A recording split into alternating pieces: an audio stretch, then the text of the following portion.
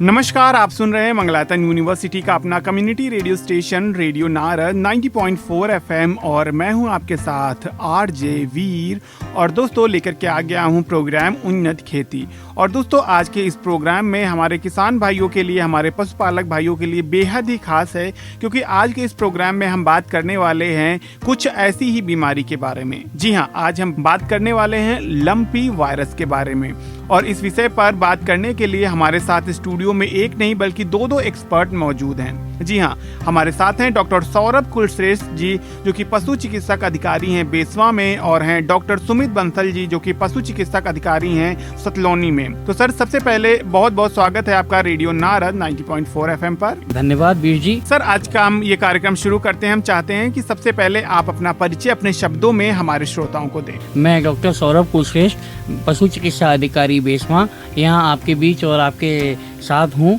और ये मेरे साथ मेरे संगी साथी डॉक्टर सुमित बंसल हैं, जो कि पशु चिकित्सा अधिकारी सतलौनी हैं। आपका धन्यवाद, आपने हमें यहाँ उत्तम जानकारी हेतु बुलाया। डॉक्टर साहब, आज का ये प्रोग्राम हम शुरू करते हैं। सबसे पहले हम जानना चाहेंगे कि आखिर लंपी वायरस क्या है और ये बीमारी किस तरीके से फैल रही है। देखिए बहनों भाइयों किसानों, ये आजकल सभी के यहाँ बहुत ही चिंता का विषय बनती जा रही है लंपी स्किन डिजीज, जिसको हम लंपी त्वचा रोग भी कह रहे हैं। यह एक विषाणु जनित रोग है। विषाणु जैसे वायरस है, वायरस की एक बीमारी है। अभी आपने हाल ही में सुना होगा कि हमारे यहाँ देश में कोरोना वायरस की एक बीमारी फैली थी। उसी तरह की कोरोना की बीमारी की तरह की हमारे यहाँ ये लंपी एक वायरस की बीमारी है। ये वायरस की बीमारी हमारे यहाँ ज्यादातर गौवंश में फैल रही है। और ये जो खून चूसने वाले जो जीव हैं, जैसे मच्छर हुए या अन्य परजीवी जो खून चूसते हैं, इवन कलीली और भी चीजें, इन सब की वजह से जो भी एक स्वस्थ पशु का अगर एक कोई है,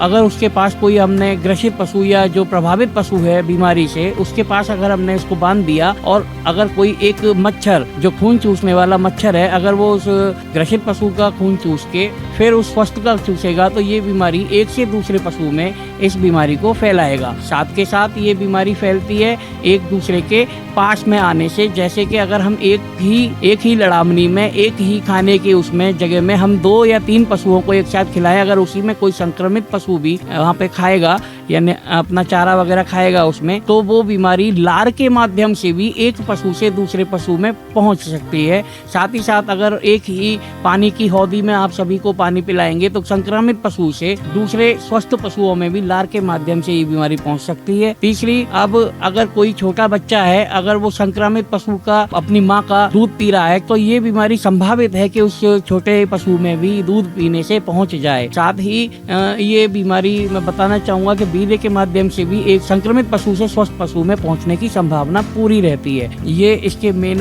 वेक्टर्स हैं जिनके बारे में हमने आपको अभी बताया है। जी डॉक्टर साहब, प्रोग्राम को आगे बढ़ाते हैं और आगे हम जानना चाहेंगे कि हमारे जो पशुपालक भाई हैं वो इस बीमारी के लक्षण की पहचान कैसे करें। सबसे पहले जब ये डिजीज एनिमल के अंदर आती है, जानवर के अंदर आती है, तो सबसे पहले उसके शरीर पे जगह जगह गांठें बनना शुरू होती हैं। ये गांठें जनरली जो पीछे का उसका हिस्सा होता है जननांगों वाला, वहाँ से शुरू होके धीरे धीरे ये गांठें आगे की तरफ बढ़ती हैं और पूरे शरीर पर 1 सेंटीमीटर से लेके 5 सेंटीमीटर तक की गांठें हो जाती हैं। इसके अलावा आगे पशु के जो नाक है, आँख है, उससे पानी बहने लगता है। उस पानी में भी वायरस बहुत अधिक मात्रा में पाया जाता है। इसके अलावा पशुओं के पैरों में सूजन आने लगती है। सूजन के साथ साथ उसका जो क्लिट रीजन है, जो गल कंबल जिसे हम आप बोलते हैं अपनी भाषा में, उस गल कंबल में भी सूजन काफी तेजी से आती है और धीरे धीरे पूरा पशु जो है गांठों से अच्छी तरह से ढक जाता है। इससे हम बड़े आराम से पहचान सकते हैं कि इस जानवर को LSD हुई है।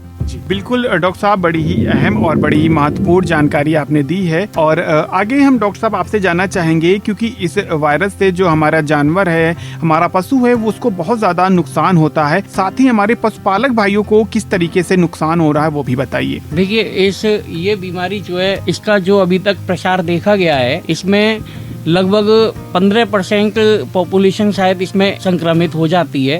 अब हम अगर संक्रमित पॉपुलेशन में से ही देखें तो जो माना गया है 1 से 5% या हम कहें कि 1 से 5% की ही इसमें मृत्यु संभावित होती है। लेकिन सबसे बड़ी चीज है कि जो भी किसी रोग से कोई भी पशु या कोई भी मनुष्य भी अगर कोई संक्रमित होता है तो निश्चित रूप से उसकी कार्य कुशलता में कुछ न कुछ तो परिवर्तन आता ही है। इसी तरह से इस बीमारी में भी पशुओं का उत्पादन निश्चित रूप से बहुत ज्यादा घट जाता है और ये चीज इतनी ज्यादा आर्थिक रूप से किसान को तोड़ देती है कि अगर उत्पादन ही नहीं होगा तो पशु मालिक के लिए पशु रखना भी लाभप्रद बहुत कम हो जाता है। जी, भार ढोने वाले जानवर हैं जैसे बैल है, भैंसा है, उनके अंदर जैसे पैरों में सूजन आ जाती है, जैसे मैंने पहले बताया, पैरों में सूजन आ जाती है तो उनके भार ढोने की चलने की क्षमता, भार ढोने के तो बाद में आती है, वो चलना फिरना भी उनका कम हो जाता है। वो जानवर इतना वीक हो जाता है कि 3 से 4 हफ्ते तक वो जानवर किसी भी प्रॉपरली चल भी नहीं पाता है। तो इससे वो जो भार ढोने वाले जानवर हैं उनके भार ढोने की क्षमता खत्म हो जाएगी। जो जानवर काम के लिए कोई गरीब पशुपालक है भार ले जाता है, भैंसा बुग्गी चलाता है या बैल गाड़ी चलाता है, तो उसके लिए सीधा लॉस है। तो यानी कहीं ना कहीं इस बीमारी से हमारे पशुपालक भाइयों के बहुत ज्यादा आर्थिक नुकसान भी है। डॉक्टर साहब, प्रोग्राम को आगे बढ़ाते हैं और कहीं ना कहीं इस वायरस से, क्योंकि अभी हमने कोरोना जैसे घातक वायरस को झेला है और इसके बाद जो है इस लंपी वायरस से जानवरों के साथ साथ मनुष्यों में इस चीज का बहुत ज्यादा भय है, बहुत ज्यादा डर है और लोगों में सर एक ये मानना है कि क्या लंपी वायरस से ग्रसित या लंपी वायरस से संक्रमित पशु का दूध पीने से क्या मनुष्यों में भी इसके संक्रमण आ सकते हैं? क्या मनुष्यों को भी इससे कोई समस्याएं हो सकती हैं? उसके बारे में बताइए। आपका बहुत अच्छा सवाल है। इसमें मैं ये कहना चाहूंगा कि ये हमारे लिए एक सौभाग्य की बात है कि ये बीमारी पशुओं से मनुष्यों में रिपोर्ट नहीं हुई है जी। और दूध का जहाँ तक आप मुझसे पूछ रहे हैं तो उसका हम यही कहना चाहेंगे, चाहे वो पशु संक्रमित हो अथवा स्वस्थ हो, हमेशा हमको किसी भी तरह के दूध को अच्छी तरह से उबाल कर ही लेना चाहिए। इस भ्रांति को भी दूर बिल्कुल कर लिया जाए कि यहाँ पर कोई भी अगर संक्रमित पशु है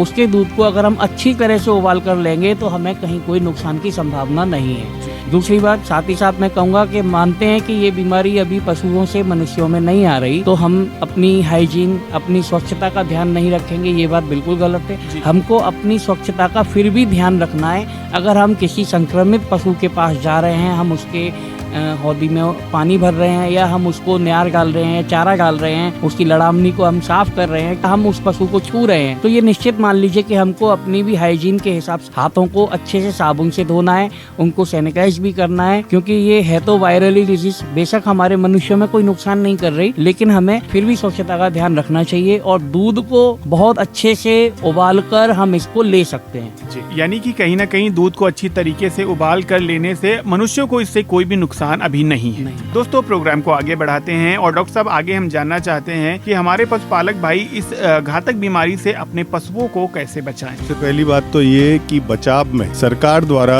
उत्तर प्रदेश और सेंट्रल गवर्नमेंट द्वारा अभी लंपी स्किन डिजीज के अगेंस्ट वैक्सीनेशन प्रोग्राम प्रत्येक जनपद में चलाया जा रहा है। तो मेरा सभी पशुपालक भाइयों से विशेष अनुरोध है कि अगर आपके यहाँ वैक्सीनेशन के लिए टीम आती है तो आप अपने स्वस्थ पशु का वैक्सीनेशन जरूर कराएं, अवश्य कराएं, जिससे एक बार अगर उसका वैक्सीनेशन हो जाता है तो उसके अंदर एंटीबॉडी डेवलप हो जाएंगी, तो फिर लंपी स्किन डिजीज होने के चांसेस नहीं रहेंगे। पहली बात। दूसरी बात, क्योंकि लंपी स्किन डिजीज एक महामारी की तरह हमारे प्रदेश में धीरे धीरे फैल रही है, इसके लिए सरकार द्वारा निःशुल्क इलाज, जो लंपी से संक्रमित पशु हैं उनका निःशुल्क इलाज कराया जा रहा है। उस निःशुल्क इलाज के हेतु आपको कुछ नहीं करना है, केवल आप अपने नजदीकी जो पशु चिकित्सालय हैं या नजदीकी पशु सेवा केंद्र है वहां पर आके आपको केवल सूचित करना है कि साहब हमारी गाय, हमारी भैंस, हमारा जानवर बीमार हो, लंपी से संक्रमित है, एक बार आप देख लीजिए। तो उसका संपूर्ण निःशुल्क इलाज,